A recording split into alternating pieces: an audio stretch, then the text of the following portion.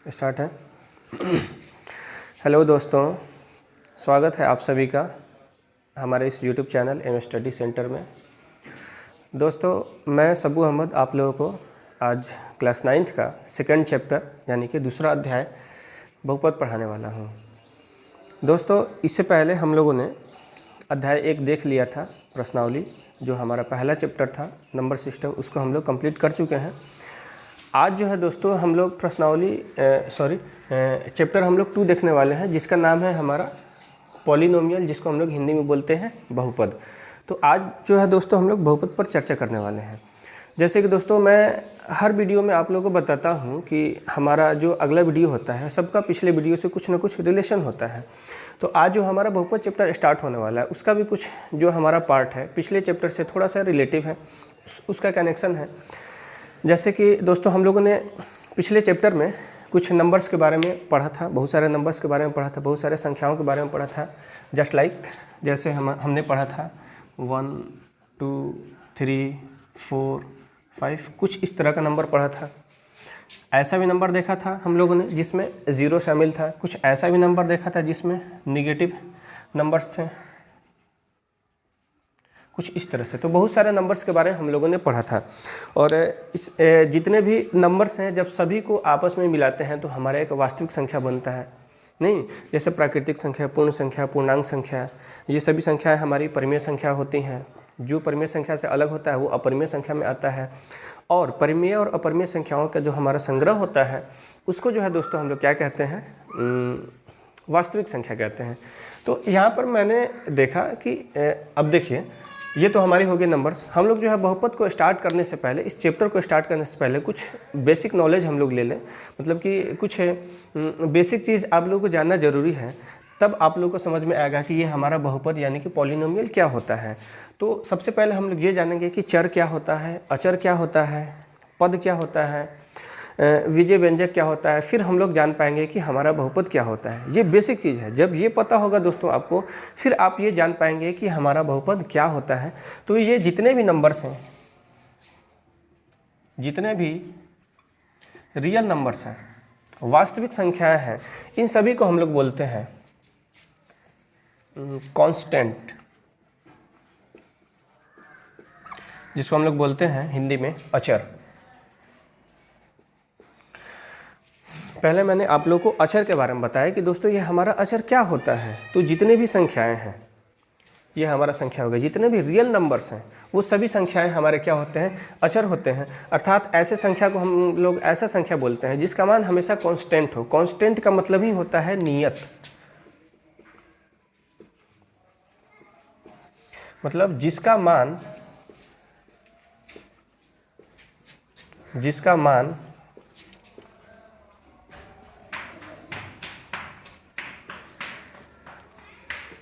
नहीं बदलता हो। वे सभी संख्याएं जिसका वैल्यू कभी चेंज नहीं होता है, वो सभी संख्याएं हमारी क्या होती हैं, अचर होती हैं। अब हम लोग देखेंगे, हम लोगों ने जो है पहले पढ़ चुका है, जितने भी सिंबल्स होते हैं, संकेत जो होता है, जैसे just like X Y Z A B C, ये सभी सिंबल जो होते हैं हमारे अचर होते हैं। इन सभी सिंबल को हम लोग क्या बोलते हैं, चर बोलते हैं।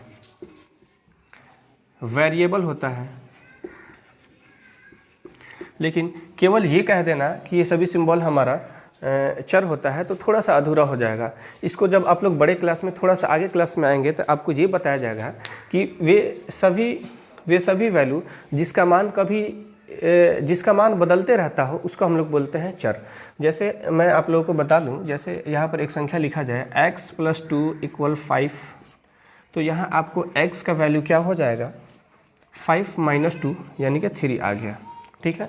फॉर एग्जांपल 2x = 10, तो x = 10/2, तो ये कट के हमारा 5 आ गया। तो दोस्तों मैंने यहाँ से ये चीज़ ऑब्जर्व किया, एक चीज़ निकाला, एक चीज़ पता किया कि चर राशि जो होता है हमारा एक ऐसा राशि, एक ऐसा वैल्यू है जिसका मान हमारा कांस्टेंट नहीं होता है, ये चेंज होते रहता है, यानी कि ये बदलते रहता है। मैंने यहाँ ऑब्जर्व किया, यहाँ x का वैल्यू हमारा क्या है, 3 है, लेकिन यहाँ x का वैल्यू जो है दोस्तों हमारा 5 है। तो चर क्या होता है? चर राशि एक ऐसा वैल्यू है जिसका मान हमेशा चेंज होते रहता है, नियत नहीं रहता है। लेकिन अचर क्या होता है? जितने भी रियल नंबर्स हैं, जितने भी संख्याएं होती हैं, वो सभी संख्याएं हमारे कांस्टेंट होते हैं। और जितने भी सिंबल हमारा आता है just like X Y Z A B C P Q R, सभी हमारे चर राशि कहलाते हैं। अब ये क्वेश्चंस के हिसाब से आपको पता चलेगा कि कौन चर है कौन अचर है। जैसे अगर आपको दो चर एक साथ मिल जाए, जैसे ए एक्स प्लस बी इक्वल 5 है, तो यहाँ a भी है, x भी है, b भी है। मैंने आपको बताया कि x y z a b c p q r सभी हमारे चर होते हैं, तो क्या मैं इन सभी को चर मान लूँगा? तो जब हमारा x y z को हम लोग ज़्यादा प्रेफरेंस देते हैं, जब हमारा x y z रहे और उसके साथ कोई और भी वेरिएबल टर्म हमको दिखे जैसे a b c p q r, तो उस वक्त जो है हम लोग x को जो है हम लोग क्या मान के चलेंगे? वेरिएबल मानेंगे, चर मानेंगे। जैसे यहाँ पर हमारा x का वैल्यू क्या हो जाएगा? 5 माइनस बी बटे में a हो जाएगा। ये b प्लस में बराबर के दूसरे साइड हम लोग भेजेंगे तो माइनस बी हो जाएगा, और a हमारा क्या हो जाएगा? यहाँ x में मल्टीप्लाई है तो इधर डिवाइड में आ जाएगा। तो हम उम्मीद करते हैं कि आपको समझ में आया होगा कि दोस्तों चर क्या होता है और अचर क्या होता है। चर क्या होता है? जितने भी हमारे सिंबल देख रहे हैं सभी हमारे क्या हैं? चर हैं। जितने भी हमारे नंबर्स देख रहे हैं, रियल नंबर, ये सारा हमारे क्या है? अचर है। अब हम लोग देखेंगे दोस्तों कि पद हमारा क्या होता है।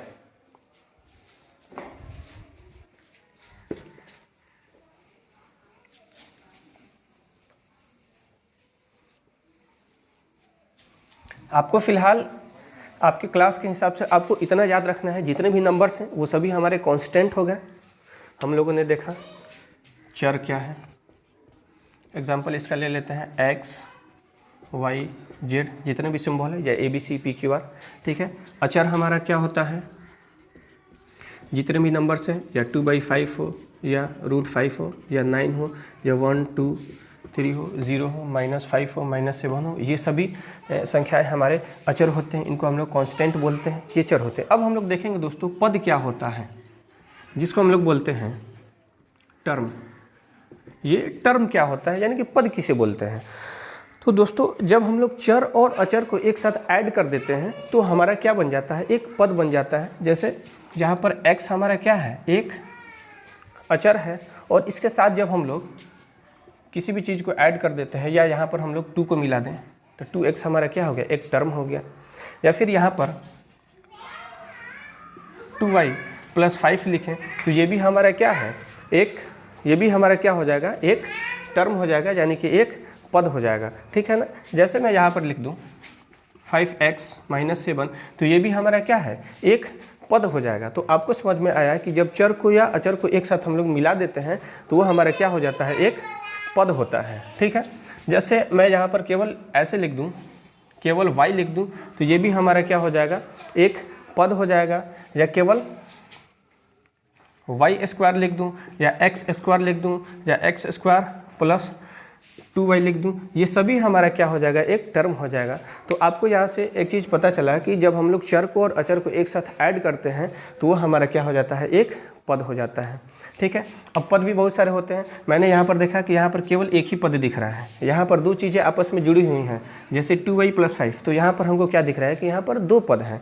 अब आपके मन में एक चीज़ चलता होगा कि सर यहाँ पर तो केवल 5 है, यहाँ पर तो मुझे चर राशि नहीं दिख रहा है। तो मैं आप लोगों को बता दूं कि पिछले क्लास में मैंने आप लोगों को बताया था कि किसी भी संख्या का पावर 0 होता है तो उसका वैल्यू क्या होता है?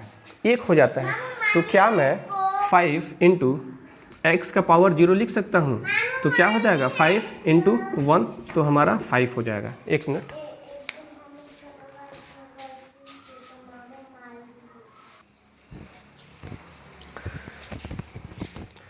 हाँ, तो दोस्तों मैं बता रहा था आप लोगों को कि पद क्या होता है। मैंने बताया कि पद का डेफिनेशन क्या हो जाएगा। जब चर और अचर को एक साथ हम लोग मिला देते हैं, एक साथ रखते हैं, तो हमारे क्या बनता है? पद बनता है। अब हम लोग देखेंगे कि ये हमारा बहुपद क्या होता है। हम लोगों ने क्या पढ़ा? चर क्या होता है, अचर क्या होता है, पद क्या होता है। अब हम लोग आएंगे बहुपद के पास। अब बहुपद पढ़ने से पहले एक छोटा सा हम लोग नंबर्स के बारे में थोड़ा सा उसका डिस्कस कर लेते हैं, पूर्ण संख्या के बारे में।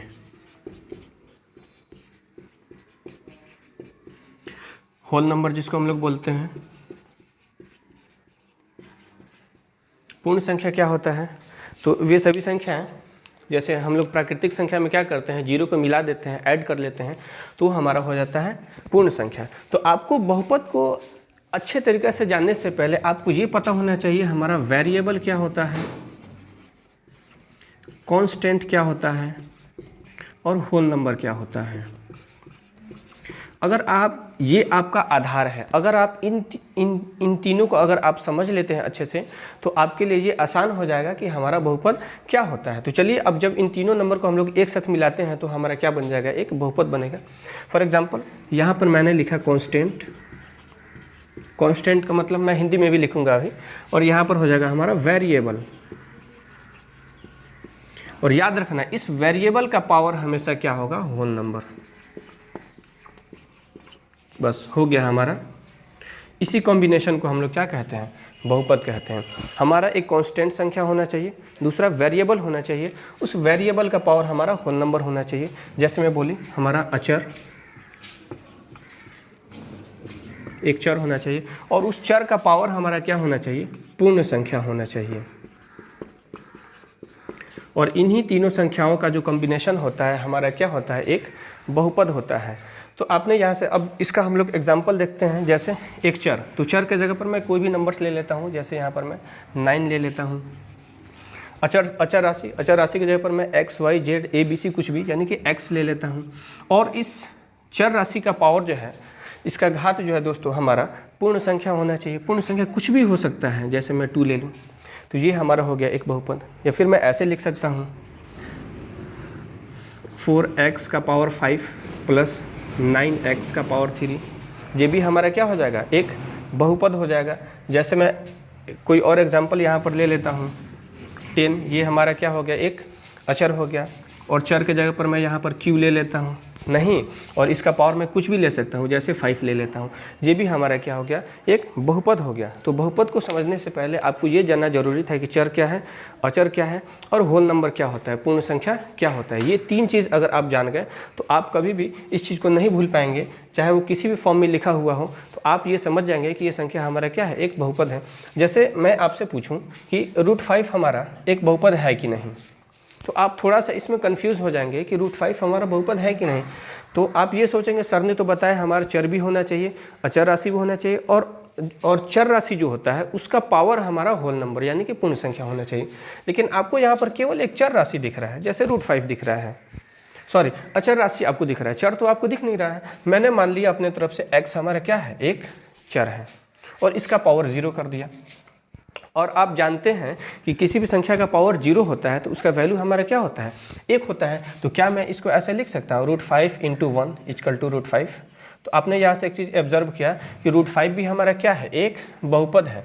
यानी कि सिंगल फॉर्म में अगर कोई संख्या भी लिखा हुआ हो तो वो हमारा बहुपद होता है। क्यों होता है, क्योंकि मैं मान लूँगा कि किसी भी चर राशि का पावर 0, और किसी भी चर राशि का पावर 0 मानने का मतलब वो संख्या 1 हो जाएगा। यानी कि किसी भी संख्या में जब हम लोग 1 से गुणा करेंगे तो वो संख्या हमारा आ जाएगा। तो हम उम्मीद करते हैं कि आपको बहुपद टर्म जो है समझ में आया होगा। लेकिन बहुपद का बहुत सारे टीचर्स लोग ये एग्जाम्पल देते हैं, क्योंकि बहुपद शब्द में ही आपको दिख रहा है बहु, और इस बहु का मतलब होता है अनेक, और पद यानी कि जिसमें बहुत सारे पद हों वो हमारा होता है बहुपद। लेकिन कहीं ना कहीं ये डेफिनेशन अधूरा है। क्या ये बहुपद नहीं है? मैंने आपको अभी पद के बारे में बताया था। यहाँ पर 2 पद आपको दिख रहा है, यहाँ पर एक सिंगल पद है, यहाँ पर 2 पद हैं। जैसे यहाँ पर 4x² + 3x + 5, तो यहाँ पर हमको 3 पद दिख रहा है। तो ये सभी हमारे बहुपद हैं। और यहाँ पर हमारा क्या कह रहा है कि जिसमें बहुत सारा पद हो वो हमारा बहुपद होता है। तो बहुत सारे टर्म जरूरी नहीं है, केवल एक पद है वो भी हमारा बहुपद होता है, जिसमें केवल 2 पद होगा वो भी हमारा बहुपद होगा, जिसमें केवल 3 पद होगा दोस्तों वो भी हमारा बहुपद होगा। तो आपने यहाँ से एक चीज़ ऑब्जर्व किया, ये चीज़ आपका आधार है। अगर आप इसको फॉलो करेंगे तो कभी भी आप गड़बड़ नहीं होंगे बहुपद को समझने में। आगे जब हम लोग बहुपद का वर्गीकरण पढ़ेंगे तो हमें पता चलेगा कि बहुपद जो होता है रैखिक बहुपद होता है, द्विघात बहुपद होता है, त्रिघात बहुपद होता है, या एक पदी बहुपद होता है, द्विपदी बहुपद होता है, त्रिपदी बहुपद होता है।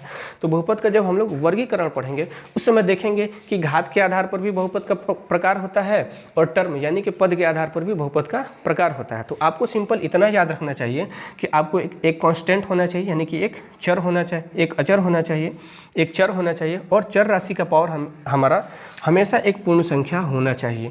तभी वो संख्या जो है दोस्तों हमारा क्या होगा, एक बहुपद होगा। जैसे दोस्तों मैं यहाँ पर एक संख्या लिखता हूँ 2x का पावर 1/2 और मैं आपसे पूछता हूं कि क्या ये हमारा संख्या बहुपद है कि नहीं। आज हम लोग सिर्फ बेसिक चीज़ें पढ़ेंगे जिससे आपको समझ में आए कि बहुपद क्या होता है, बहुपद का क्या क्या रूल्स वगैरह हैं, उसको हम लोग देखेंगे। ठीक है, तो आपका जवाब होगा कि सर ये हमारा बहुपद नहीं है। क्यों नहीं है? क्योंकि आपने बताया था कि जो हमारा चर राशि है, चर का पावर हमेशा क्या होना चाहिए, होल नंबर होना चाहिए, और 1/2 जो है हमारा होल नंबर नहीं है, पूर्ण संख्या नहीं है। 1/2 तो हमारा अपरिमेय संख्या है, तो ये संख्या हमारा एक बहुपद नहीं है। तो आप यहाँ से एक चीज़ ऑब्जर्व कर रहे हैं कि ये संख्या हमारा बहुपद नहीं है। जैसे मैं आपसे एक एग्जाम्पल पूछूं, 9x² प्लस 5x का पावर -1, क्या ये हमारा एक बहुपद है? तो ये तो दिख रहा है कि बहुपद है, लेकिन ये संख्या हमारा बहुपद को फॉलो नहीं कर रहा है। क्यों नहीं कर रहा है? क्योंकि चर राशि का पावर क्या है, एक पूर्ण संख्या नहीं है। -1 हमारा क्या होता है, एक इंटीजर होता है, एक पूर्णांक होता है। तो हम उम्मीद करते हैं कि आप जो है बहुपद को समझने में जो है किसी भी तरह का चूक नहीं करेंगे। अब हम लोग देखेंगे कि बहुपद का गुणांक क्या होता है। ठीक है,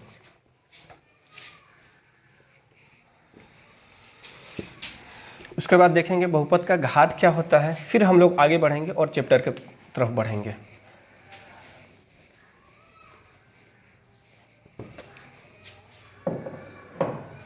अब हम लोग देखेंगे कोएफिशिएंट,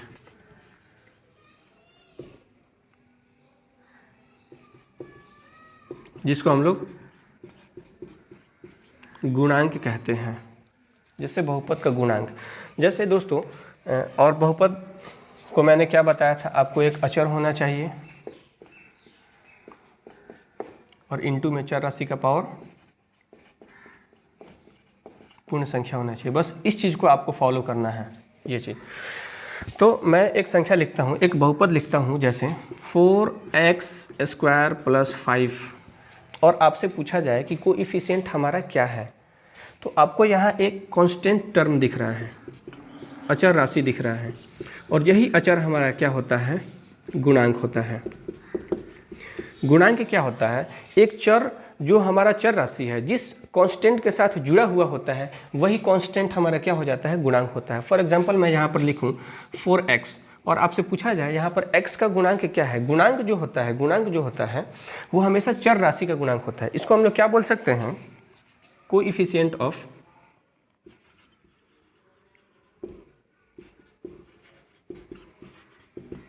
x², यानी कि जो हमारा 4 है क्या है, x² का गुणांक है, यानी कि x² का गुणांक क्या हो जाएगा, हमारा 4 हो जाएगा। जो गुणांक होता है हमेशा किसी चर राशि के साथ जुड़ा हुआ होता है, हमेशा चर राशि के साथ जुड़ा हुआ होता है। और गुणांक जब भी पूछेगा चर राशि का पूछेगा, इसको नहीं पूछेगा कि ये एक जो है किसका गुणांक है। यहाँ पूछेगा कि x² का गुणांक क्या है, यहाँ पूछेगा x का गुणांक क्या है। जैसे मैं यहाँ लिखता हूँ √5x √7 y², तो क्वेश्चन आपका कैसे बनेगा कि y² का गुणांक क्या है। तो आपको ये देखना है कि जो हमारा चर राशि है उसके आगे क्या है। तो इसके आगे हमें दिख रहा है √7, तो y² का गुणांक हमारा क्या हो जाएगा दोस्तों, √7 हो जाएगा। यहाँ पूछेगा x का गुणांक क्या है, तो आप क्या जवाब देंगे कि x का गुणांक दोस्तों हमारा क्या हो जाएगा, √5 हो जाएगा। अच्छा, आपको एक सिंगल फॉर्म में कोई चर राशि दिख जाए, जैसे z लिखा रहे और क्वेश्चन में आ जाए कि z का गुणांक क्या है,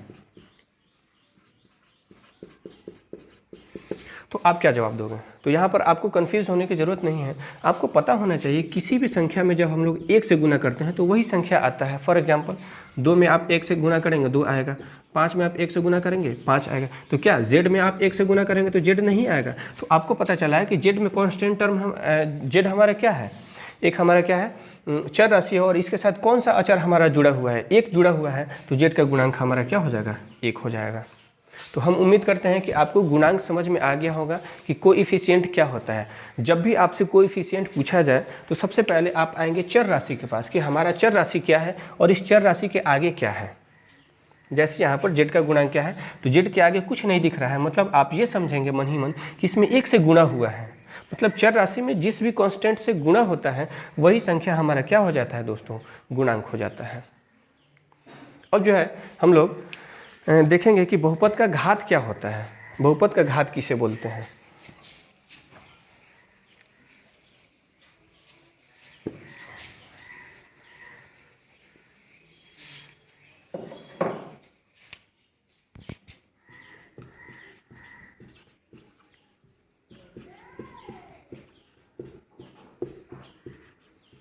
बहुपद का घातांक, बहुपद का घात बोला जाए या बहुपद का घातांक बोला जाए। जैसे मैं यहाँ पर एक संख्या लिखता हूँ 4x² प्लस 5x प्लस 10, और क्वेश्चन में आ जाए कि इस बहुपद का घातांक क्या है, बहुपद का घातांक पूछा जाए, तो आपने पिछले क्लास में पढ़ा था कि किसी भी संख्या के हेड पर, उसके सर पर जो संख्या लिखा हुआ होता है वही संख्या जो होता है हमारे उस संख्या का क्या होता है, घात या घातांक होता है। जैसे यहाँ x का पावर कुछ नहीं दिख रहा है तो आपको 1 दिख रहा है, यहाँ x का पावर 2 दिख रहा है, यहाँ x का पावर आपको 0, यानी कि 10 में x का पावर 0 का वैल्यू क्या हुआ, 1 हुआ, और 1 में 10 से गुना करेंगे तो वही संख्या आएगा। ये मैंने आपको सिर्फ समझाने के लिए लिखा है। तो यहाँ भी हमें घात दिख रहा है, यहाँ भी हमें घात दिख रहा है, यहाँ भी घात दिख रहा है। तो इस बहुपद का घात क्या हो सकता है, इस बहुपद का आंसर हमारा क्या हो जाएगा, तो मैक्सिमम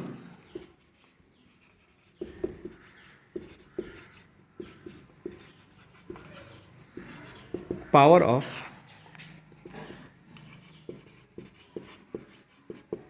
polynomial is the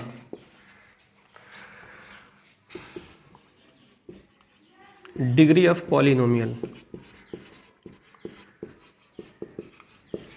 इसको हम लोग बोलते हैं इंग्लिश में बहुपद का घातांक, यानी कि डिग्री ऑफ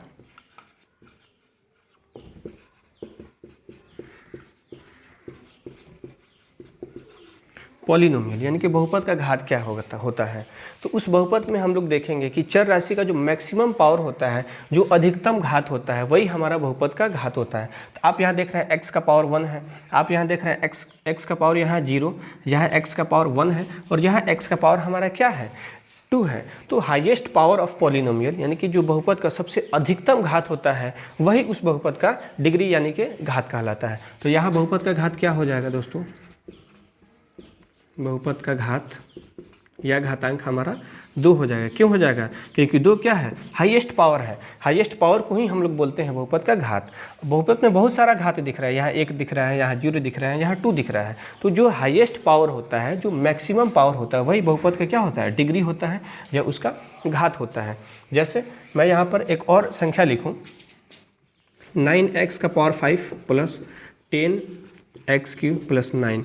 अगर आपसे यहाँ पूछा जाए कि इस बहुपद का घात क्या है या इस बहुपद का डिग्री क्या है, तो आपका आंसर क्या होगा कि सर इस बहुपद का घात हमारा क्या हो जाएगा, 5 हो जाएगा। ऐसा क्यों होता है, क्योंकि हमें पता है कि बहुपद का घात क्या होता है, मैक्सिमम पावर ऑफ पॉलिनोमियल, बहुपद की अधिकतम घात ही उस बहुपद का घात होता है। तो हमको ये नहीं देखना है कि यहाँ x का पावर 3 दिख रहा है, हमको ये देखना है कि सबसे बड़ा पावर किसका है। तो सबसे बड़ा पावर हमारा क्या है, यहाँ पर है 9x का पावर 5। तो ये हो जाएगा हमारा बहुपद का घात या बहुपद का घातांक।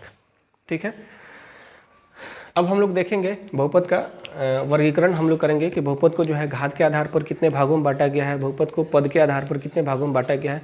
उसके बाद जो है क्वेश्चन आंसर की तरफ हम लोग बढ़ेंगे।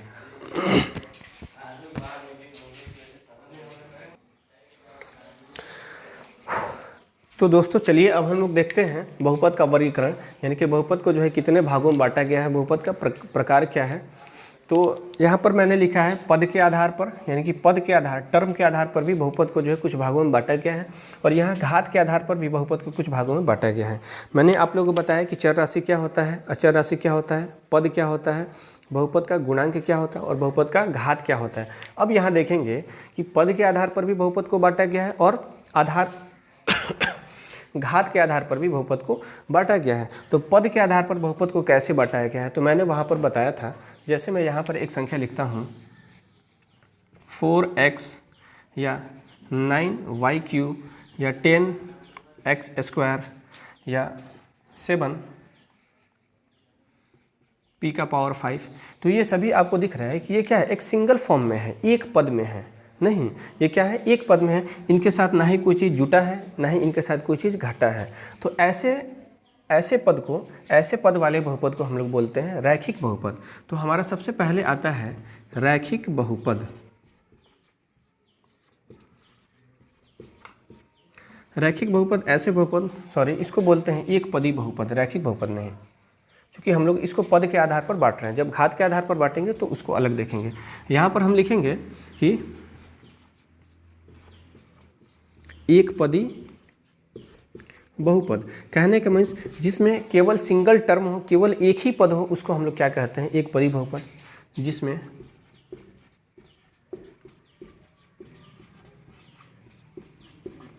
केवल एक पद हो, बस इतना याद रखना है, जिसमें केवल एक पद हो। एक पद वाले बहुपद को हम लोग बोलते हैं एक पदी बहुपद। फॉर एग्जांपल इसका क्या हो सकता है, यहाँ पर मैंने एग्जांपल इसका लिखा है, जैसे 4x हो गया, 9y³ हो गया, 10x² हो गया, 7p⁵ हो गया, या केवल हम लोग 10 भी लिख सकते हैं, √5 भी लिख सकते हैं, √5y भी लिख सकते हैं, √8x भी लिख सकते हैं। ये सभी एक पद में हैं।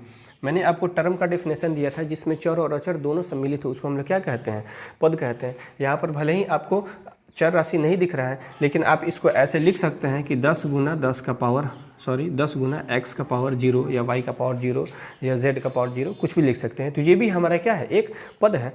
तो दोस्तों जिसमें केवल एक पद हो वो हमारा कहलाता है एक पदी बहुपद। दूसरा हमारा हो गया, दूसरा आता है द्विपदी बहुपद। तो इसको हम लोग बोलेंगे जिसमें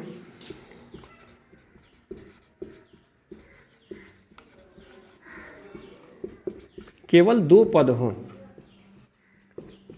कहने का मीन्स दो पद वाला बहुपद हमारा क्या कहलाता है, द्विपदी बहुपद कहलाता है। द्वि का मतलब ही होता है दो।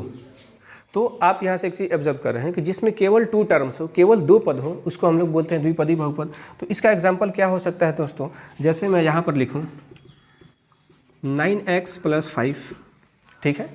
तो ये अलग एक पद हो गया, ये अलग एक पद हो गया। यहाँ पर मुझे केवल 2 फॉर्म दिख रहे हैं, 2 टर्म्स दिख रहे हैं, 2 पद दिख रहे हैं। तो ये हो जाएगा दोस्तों हमारा द्विपदी बहुपद। जैसे यहाँ पर 4y³ + 5y, ये भी हमारा क्या हो गया, एक द्विपदी बहुपद हो गया। जैसे मैं यहाँ लिखूँ 9z + 5, तो इसमें भी मुझे 2 टर्म्स दिख रहे हैं, ये भी हमारा द्विपदी बहुपद हो जाएगा। जैसे मैं यहाँ पर लिख दूँ 6x - 7, तो ये भी हमारा क्या हो जाएगा, द्विपदी बहुपद। आपको क्या देखना है कि केवल मुझे 2 टर्म्स दिखनी चाहिए। यहाँ पर 2 पद हमें दिख गया, तो ये हमारा हो गया द्विपदी बहुपद, ठीक है। अब यहाँ पर हमारा तीसरा आता है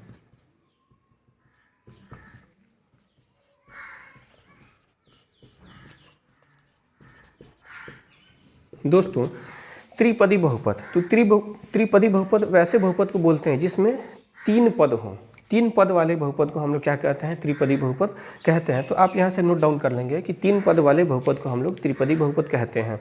जैसे मैं यहाँ पर लिखूँ 9x³ + 5x² + 8, तो इसमें हमें क्या दिखा है, यहाँ एक अलग टर्म दिखा, एक अलग पद दिखा, यहाँ पर मुझे एक अलग पद दिखा, और यहाँ पर मुझे एक अलग पद दिखा। तो मैंने यहाँ से एक चीज़ ऑब्जर्व किया कि यहाँ पर कितना पद है, 3 पद हैं। तो 3 पद वाले बहुपद हमारे क्या कहलाते हैं, त्रिपदी बहुपद कहलाते हैं। नेक्स्ट हमारा आता है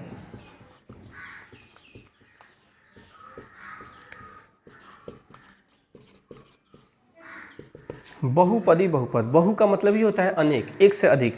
तो जिसमें बहुत सारे पद हों, 3 या 3 से अधिक पद हों, उसको हम लोग बोलते हैं बहुपदी बहुपद। इसका एग्जाम्पल क्या हो सकता है, तो मैं यहाँ पर ले सकता हूँ 4x⁴ + 3x³ + 9x² + 10x + 7। तो यहाँ पर मुझे कितना टर्म दिखा, एक पद यहाँ, दूसरा पद यहाँ, तीसरा पद यहाँ, चौथा पद यहाँ, 5वां पद यहाँ। तो जिसमें 3 से अधिक पद हमें दिख गए, उसको हम लोग बोलेंगे कि ये बहुपद कैसा है, बहुपदी बहुपद है। तो आपने देखा कि पद के आधार पर बहुपद का वर्गीकरण क्या है। जिसमें केवल एक पद हो उसको हम लोग क्या कहते हैं, एक पदी बहुपद। जिसमें 2 पद हो उसको हम लोग क्या बोलते हैं दोस्तों, द्विपदी बहुपद। जिसमें 3 पद हो दोस्तों उसको त्रिपदी बहुपद बोलते हैं, और जिसमें 3 से अधिक पद आ गया उसको बहुपदी बहुपद बोलते हैं। अब जो है हम लोग यहाँ जो है घात के आधार पर जो है बहुपद का वर्गीकरण करेंगे कि घात के आधार पर जो दोस्तों बहुपद कितने प्रकार के होते हैं। जैसे मैं यहाँ लिखता हूँ, सबसे पहला बहुपद होता है घात के आधार पर रैखिक बहुपद।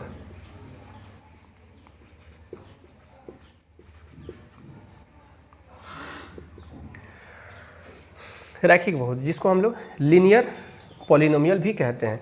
तो रैखिक बहुपद क्या होता है, ऐसा बहुपद जिसका मैक्सिमम घात या ऐसा बहुपद जिसका डिग्री यानी कि उस बहुपद का घात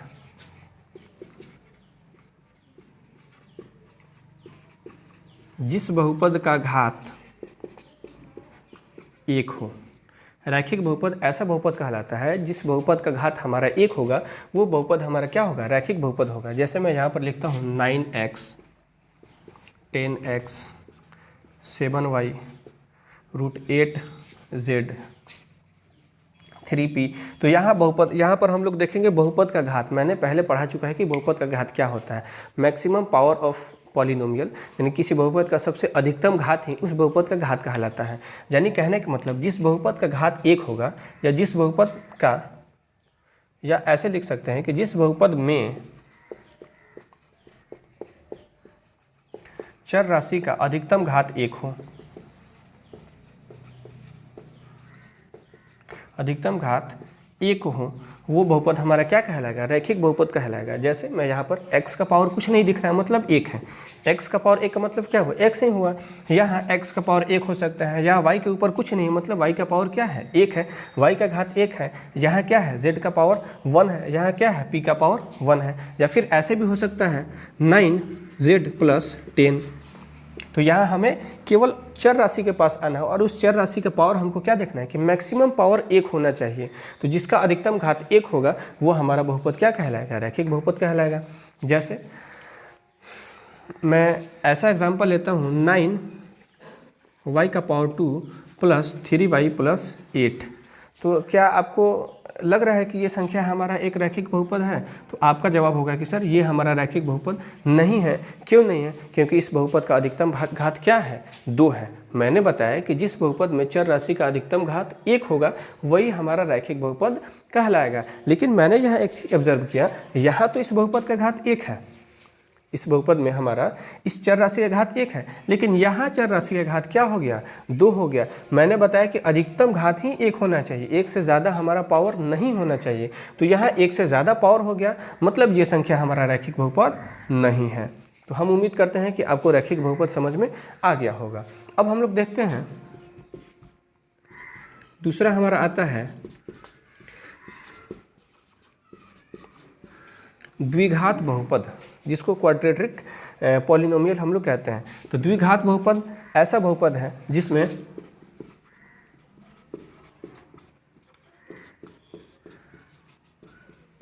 चर राशि का अधिकतम घात कितना होना चाहिए दोस्तों? अधिकतम घात हमारा 2 होना चाहिए। तो वैसा बहुपद जिसका अधिकतम घात हमारा 2 होगा उस बहुपद को हम लोग बोलते हैं दोस्तों द्विघात बहुपद। जैसे मैं यहाँ पर एग्जांपल ले लूँ, इसी संख्या को ले लूँ 9y का पावर 2 + 3y और +8। तो आपने यहाँ से एक चीज़ ऑब्जर्व किया कि यहाँ अधिकतम घात कितना है? 2 है। और छोटा सा मतलब नहीं है, उससे छोटा कुछ भी हो, यहाँ कुछ नहीं है, यहाँ 1 है, यहाँ y का पावर 0 हो सकता है। हमें मैक्सिमम पावर देखना है कि अधिकतम घात हमारा क्या है। अगर द्विघात बहुपद कहने का मतलब जिसका मैक्सिमम घात 2 हो। त्रिघात बहुपद अब आ जाएगा हमारा, तो जिसमें मैक्सिमम घात हमारा 3 होगा वो हमारा हो जाता है त्रिघात बहुपद। तो यहाँ मैक्सिमम घात जो है दोस्तों हमारा कितना है? 2 है। तो इस चीज़ को हमको याद रखना है। तो जिसका अधिकतम घात, जिसमें चर राशि का अधिकतम घात 2 होगा वो होता है दोस्तों हमारा द्विघात बहुपद। अब हम लोग देखते हैं तीसरा नंबर आता है त्रिघात बहुपद।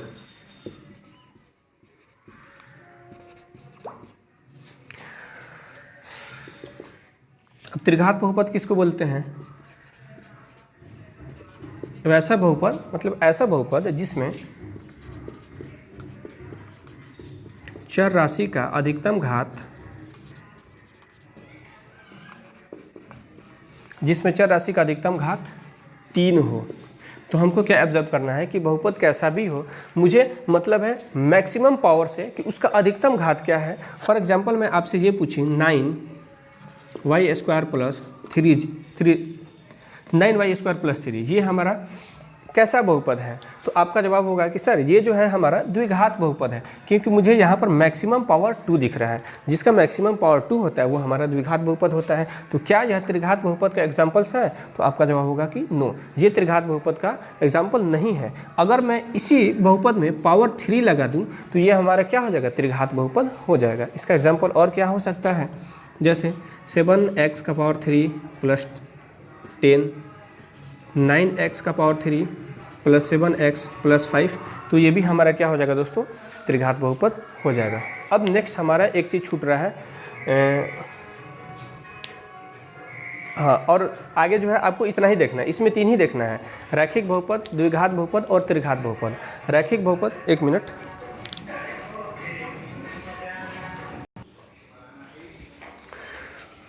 तो दोस्तों आपने देखा कि हम लोगों ने जो है बहुपद का वर्गीकरण कैसे किया। पद के आधार पर बहुपदों को हम लोग 3-4 पदों में बांटे, 3-4 भागों में बांटे। घात के आधार पर बहुपदों को 3 भागों में हमने बांटा है। अब जब पावर 3 से अधिक होगा तो उसको हम लोगों को आगे क्लास में पढ़ना है। आपको फिलहाल इतना ही जानना है कि रैखिक बहुपद क्या होता है, द्विघात बहुपद क्या होता है और त्रिघात बहुपद क्या होता है। एक बार फिर से हम रिकॉल करवा देते हैं कि चर क्या होता है। चर क्या होता है हमारा, एक ऐसा वैल्यू जिसका मान कभी भी नहीं बदले, जिसका मान हमेशा बदलता रहता है, जिससे एक्स वाई जेड का वैल्यू हमारा चेंज होते रहता है। अचर क्या होता है, एक ऐसा वैल्यू जिसका मान हमेशा कांस्टेंट रहे, नियत रहे, वो कभी भी चेंज नहीं हो। पद क्या होता है, चर और अचर राशि को जब एक साथ हम लोग ऐड करते हैं तो वो हमारा क्या होता है, पद होता है। उसके बाद मैंने आप लोगों को पढ़ाया था कि बहुपद का गुणांक क्या होता है। तो बहुपद का गुणांक को समझने के लिए सबसे पहले आपको चर राशि के पास जाना होगा। चर के आगे जो भी कांस्टेंट टर्म होता है हमारा, जो भी कांस्टेंट वैल्यू होता है, जो अचर होता है, वही हमारा उस चर राशि का गुणांक होता है। उसके बाद हम लोगों ने देखा बहुपद का घात क्या होता है, जिसको डिग्री ऑफ पॉलिनोमियल बोलते हैं। तो बहुपद का घात क्या होता है, मैक्सिमम पावर ऑफ पॉलिनोमियल, यानी किसी बहुपद का जो सबसे अधिकतम घात होता है, किसी बहुपद में चर राशि का जो अधिकतम घात होता है, वही हमारा क्या होता है, उस बहुपद का घात होता है। उसके बाद हम लोगों ने देखा कि बहुपद को कितने भागों में बांटा गया है। तो बहुपद को पद के आधार पर 4 भागों में बांटा गया है। पहला हमारा एक पदी बहुपद, जिसमें केवल एक पद हो, नाम से ही पता चल रहा है। दूसरा मैंने बताया आप लोगों को द्विपदी बहुपद, जिसमें केवल 2 पद हो, वो होता है दोस्तों हमारा द्विपदी बहुपद। जिसमें 3 पद हो उसको हम लोग त्रिपदी बहुपद बोलते हैं, और जिसमें 3 से अधिक पद आ गया वो हमारा हो जाता है बहुपदी बहुपद। नेक्स्ट आता है हमारा रैखिक बहुपद। तो रैखिक बहुपद ऐसा बहुपद है, ऐसा बहुपद जिसमें चर राशि का अधिकतम घात 1 हो, मैक्सिमम पावर 1 होगा, तो हमारा रैखिक बहुपद होगा। रैखिक का मतलब ही होता है सिंगल, एक, अकेला। और दूसरा हमारा द्विघात बहुपद। द्विघात मतलब जिसका घात 2 हो, वैसा बहुपद जिसमें चर राशि का घात 2 हो, वो हमारा हो जाएगा द्विघात बहुपद। उसके बाद आता है त्रिघात बहुपद। तो एक ऐसा बहुपद जिसमें चर राशि का घात हमारा मैक्सिमम पावर 3 हो, वो हमारा हो जाता है त्रिघात बहुपद। उसके बाद जो होता है बहुघात बहुपद, यहाँ पर आप लोगों को नहीं पढ़ना है, यानी कि जिसमें चर राशि का वैल्यू 3 से अधिक होगा, उसको जो है आप लोगों को पढ़ना है, लेकिन इस क्लास में नहीं पढ़ना है, आपको आगे की क्लास में पढ़ना है। तो हम उम्मीद करते हैं दोस्तों कि आज की क्लास आपको समझ में आई होगी। अगर आपको इस क्लास में अगर किसी भी तरह का आपको कमी दिखता है तो आप कमेंट बॉक्स में रिप्लाई कर सकते हैं। और अगर आपको हमारी क्लास अच्छी लग रही है दोस्तों, तो आप जो है हमारे वीडियो को लाइक करें, चैनल को सब्सक्राइब करें। हमारे मनोबल, हमारे उत्साह को बढ़ाने के लिए दोस्तों हमारे इस वीडियो को ज़्यादा से ज़्यादा शेयर कीजिए। चलिए धन्यवाद, टेक केयर। कल जो है दोस्तों हम लोग प्रश्नावली 2.1 देखेंगे। आज जो है हम लोगों ने केवल बेसिक नॉलेज लिया है कि इसका आधार क्या है इस बहुपद का। तो चलिए आज इतना ही रहने देते हैं। Thank you very much, take care, आप अपना ध्यान रखिए, बाय।